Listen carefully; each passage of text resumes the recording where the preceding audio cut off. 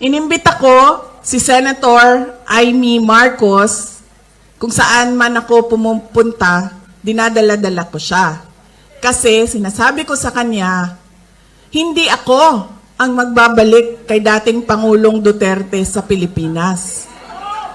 Dahil ang kapatid mo ang nagpadala sa kanya sa Hague, ikaw ang magbabalik sa kanya sa Pilipinas.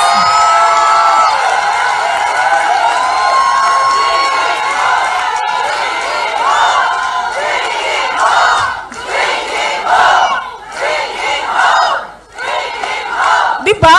Ako ba din naghatod sa iyahan dito? Dili man? Diba? O, di iyahang igsuon man, di ikaw ang magbalik ana dito sa mua sa Davao. Oh. Kaya dala-dala ko yan siya lagi, kahit saan ako pumunta. Kasi alam nyo, bakit?